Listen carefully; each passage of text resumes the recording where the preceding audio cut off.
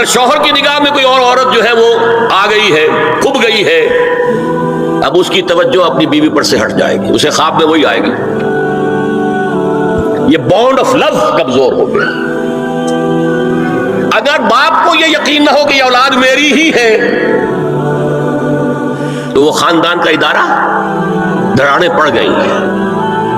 لہذا اس خاندان کے ادارے کو مضبوط رکھنے کے لیے سب سے اہم کام کیا ہے کہ جتنی بھی سیکشول اٹریکشن ہے یہ دو صنفوں میں، مرد اور عورت، یہ سینٹرڈ رہے، مرکوز رہے شوہر اور بیوی کے درمیان، انتشار نہ ہو، نگاہ ادھر سے ادھر نہ جائے، بلکہ ان کی پوری توجہ، آپس میں اعتماد ہو، آپس میں محبت ہو، اور اسی سے خاندان جو ہے اس کی چولیں مضبوط رہیں گی۔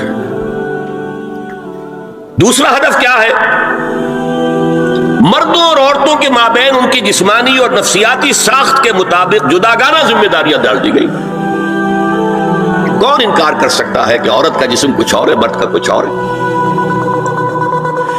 عورت کی نفسیات کچھ اور ہے، مرد کی نفسیات کچھ اور ہے۔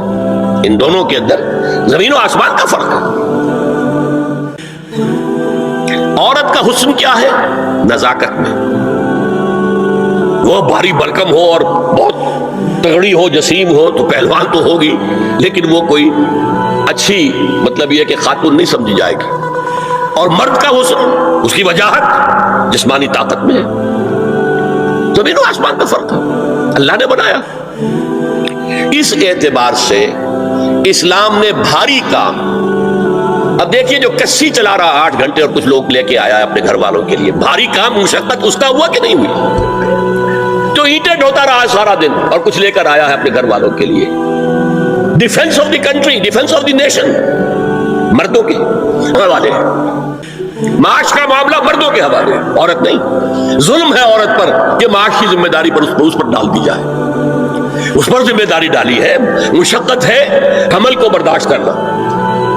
حملتہ امہ وہنا علی وہن وفصالہ فی عامین، بچے کو دودھ پلانا، رات کو بچہ روتا ہے تو ماں جاگتی ہے، باپ تو نہیں جاگتا۔ ماں اپنی نیند حرام کر دے گی، باپ کو وہ خود کہے گی کہ اس کو ڈسٹربنس نہ ہو، یہ سوئے تاکہ کل جائے کام پر جا سکے، محنت اور مشقت کر سکے۔ تو حال جو ہے کسی قوم کا وہ مردوں کے حوالے، اور مستقبل عورت کے حوالے۔ مستقبل ہے نیکسٹ جنریشن، وہ کہاں سے آئے گی؟ وہ عورت کے رحم میں پرورش پائے گی۔ یہ مستقبل ہے آپ کا، یہ عورت کی گود میں پرورش پائے گی۔ تو مستقبل کا سارا بوجھ عورت پر، حال کی ساری ذمہ داریاں، معاش، ڈیفنس، ہر شے مرد کے اوپر۔ نمبر 3 جو ہدف ہے بہت بڑا بہت بڑا بہت بڑا، جنسی انضباط، سیکس ڈسپلن، زنا کی روک تھام۔ لا تقربوا الزنا انہ کان فاحشۃ وساء سبیلا، زنا کے قریب تک نہ پھٹکو۔ یہ نہیں کہا کہ لا تزنوا، نہیں، قریب تک نہ پھٹکو۔ جیسے کہ یہ فیصل آباد کا ہمارا گول چکر ہے اور 8 بازار آ رہے ہیں، اب کوئی سرکاری پروگرام یہ ہے کہ اس گول چکر تک، چوک تک کوئی بھی جلوس نہ پہنچے، تو 8 بازاروں کو بند کرو گے نا۔ لہذا دور دور تک اللہ تعالیٰ نے وہ حدیں لگا دی ہیں کہ زنا کی ترغیب نہ ہو، زنا کے راستے جو ہے وہ مسدود ہو جائیں۔ اور زنا کے بارے میں اب دیکھیے، یہ اس دور کی انٹلیکچوئل خیانت، ڈس آنیسٹی کا سب سے بڑا معاملہ ہے۔ جدید نفسیات کا بابا آدم مانا جاتا ہے فرائڈ،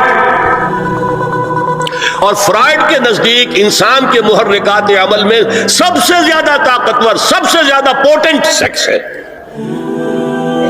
مارکس نے قرار دیا پیٹ کو معاشی ضرورت، فرائڈ نے کہا نہیں، سیکس ہے اصل شے، اصل محرک انسان میں۔ یہاں تک کہتا ہے ایڈیپس کمپلیکس، باپ اگر محبت بھری نگاہ سے بیٹی کو دیکھ رہا ہے تو یہ بھی سیکس ہے،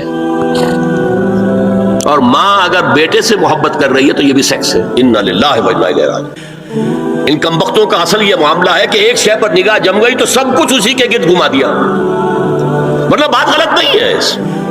sexual motive one of the most important motives, no doubt about it. اگر یہ نہ ہو اگر عورت میں مرد کے لیے اٹریکشن نہ ہو، اگر عورت کو مرد کی احتیاج نہ ہو تو تمدن ختم ہو جائے.